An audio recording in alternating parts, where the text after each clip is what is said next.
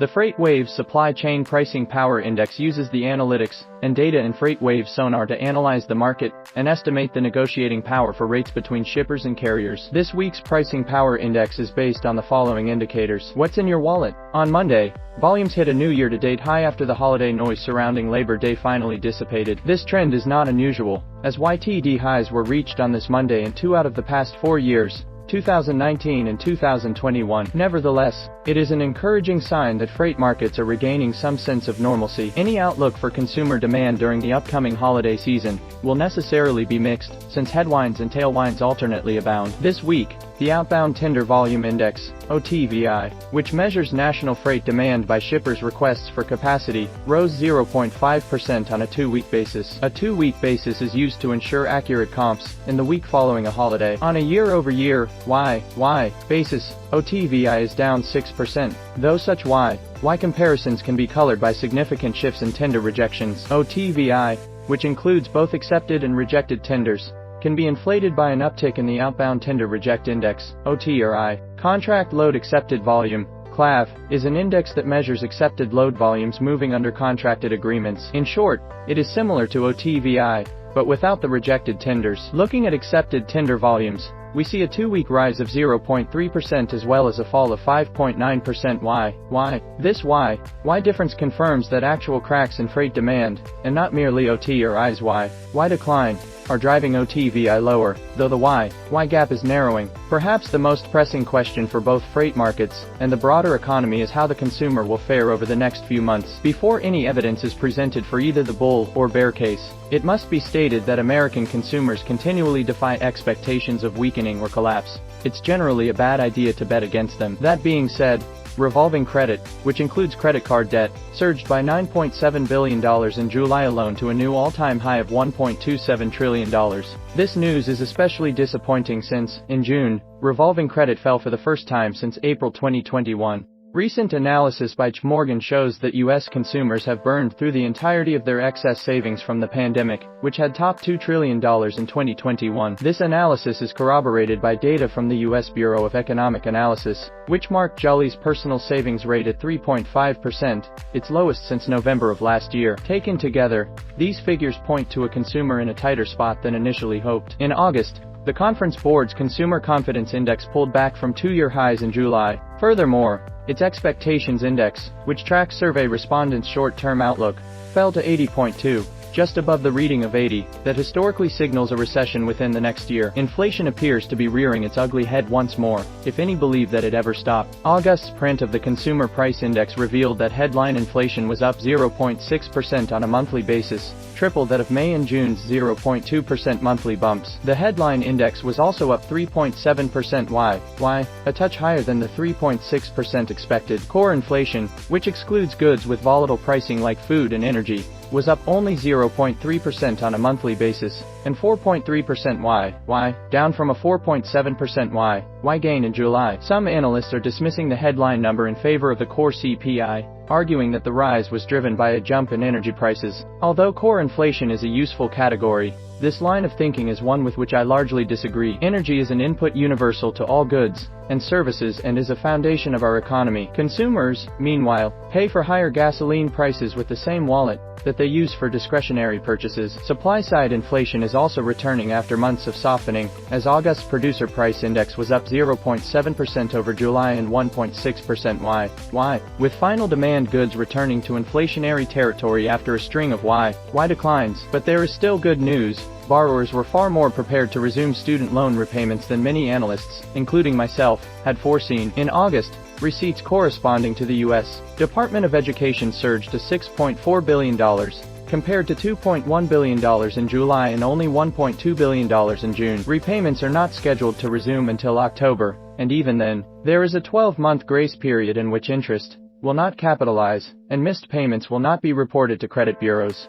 Thus, it seemed likely that we would see a resurgence of loan payments in October that would slowly rise over the course of the grace period. Why is this wave of preemptive repayments good news to the freight industry? It shows that borrowers had already adjusted their discretionary budgets with these loan payments in mind. Thus, it is less likely that holiday spending will suffer a surprise collapse, meaning that retail demand for freight should remain mostly consistent with seasonal trends. One last piece of good news for the week: a confusing gap between initial jobless claims and monthly labor market data has been resolved after Ohio cracked down on potentially fraudulent filings for unemployment. On a non-seasonally adjusted basis, weekly initial jobless claims just dropped to their lowest level since September 2022. Per the last few monthly jobs reports, the labor market appears to be gliding toward a soft landing, as its influence is neither inflationary nor recessionary. Of the 135 total markets, 73 reported increases in tender volumes on a 2-week basis, though many of the largest markets did not share in the largest gains. Detroit saw an uptick in shipper activity ahead of a strike by the United Auto Workers,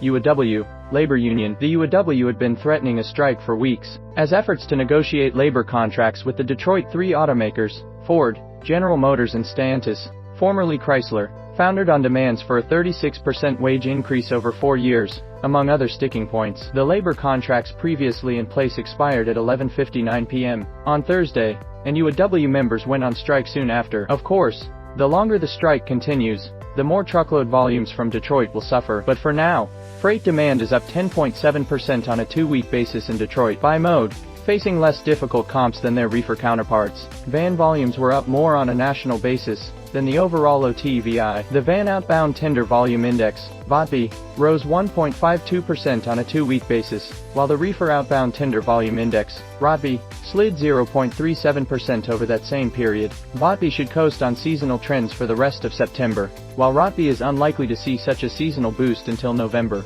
Green shoots as the leaves fall. Remarkably, tender rejection rates are holding on to their previous gains, and are remaining mostly stable around 4.3%. If this reading becomes the baseline for the coming weeks, OTVI should only benefit from holiday-induced spikes that might even outshine those of last year. While this news is worth celebrating for carriers, it is likely that OTVI's gains have come at the expense of other carriers, leaving a market oversaturated by capacity. Over the past week, OTVI, which measures relative capacity in the market, rose to 4.26%, a change of 3 basis points, BPS, from the week prior. OTVI is now 129 BPS below year-ago levels, with Y comparisons becoming only more favorable even if OTVI just remains stable. Following remarks made by President Shelley Simpson at an investor conference, J.B. Hunt Transport Services' outlook for the future of freight demand is strikingly similar to our own, namely, that the industry has already suffered this cycle's bottom, and will continue to rebound gradually over the next few quarters. Simpson remarked that customers had accomplished the bulk of their destocking efforts, and are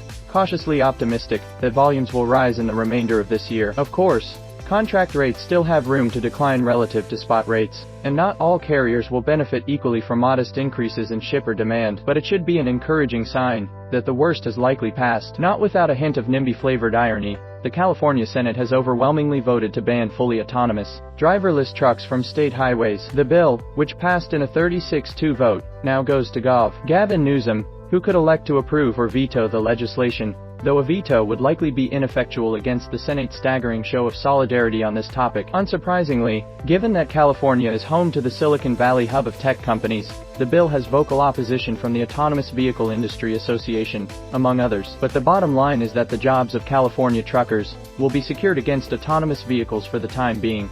The map above shows the Weighted Rejection Index, WRI, the product of the Outbound Tender Reject Index, weekly change in outbound tender market share, as a way to prioritize rejection rate changes. As capacity is generally finding freight this week, only a few regions posted blue markets, which are usually the ones to focus on. Of the 135 markets, 64 reported higher rejection rates over the past week, though 40 of those saw increases of only 100 or fewer BPS. By mode, following last week's slight promise that flatbed rejection rates could stay in double-digit territory, the Flatbed Outbound Tender Reject Index, FOTRI, has once again succumbed to headwinds from the industrial and construction sectors. FOTRI fell to 8.36% after a 125 BPS W tumble, though the index remains above its cycle low of 5.04% seen just a few weeks ago. In contrast to ROTV's middling performance this week, reefer rejection rates are slowly climbing to their Labor Day peak of 10.86%. The Reefer Outbound Tender Reject Index, ROTRI, gained 91 BPS W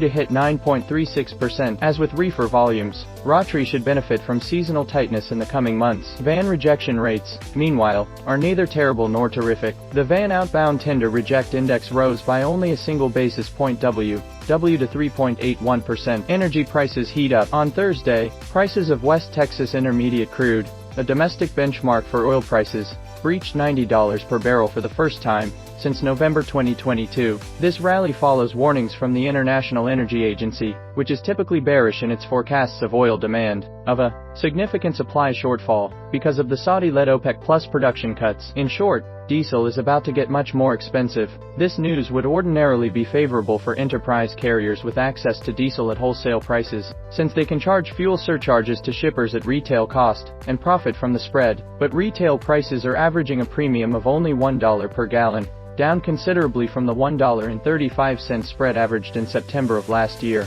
The margins of such carriers will therefore become thinner until rack prices rise at a rate commensurate with that of retail. This week, the National Truckload Index, NTI, which includes fuel surcharges and other accessorials, rose 1 cent per mile to $2.31. Rising line haul rates were solely responsible for this gain, as the line haul variant of the NTI, until, which excludes fuel surcharges and other accessorials, similarly rose 1 cent per mile to $1.62. Contract rates, which are reported on a 2-week delay, have finally found their baseline for the third quarter, with only a month to spare. The next pressing question is whether carriers will be able to capitalize on momentum in the spot market when negotiating contract rates for the fourth quarter, though their case will be helped by seasonal tightness in capacity. For the time being, contract rates, which exclude fuel surcharges and other accessorials like the NTIL, remain unchanged on a W basis at $2.38 per mile. The chart above shows the spread between the NTIL and dry van contract rates, revealing the index has fallen to all-time lows in the data set, which dates to early 2019. Throughout that year, contract rates exceeded spot rates, leading to a record number of bankruptcies in the space. Once COVID-19 spread,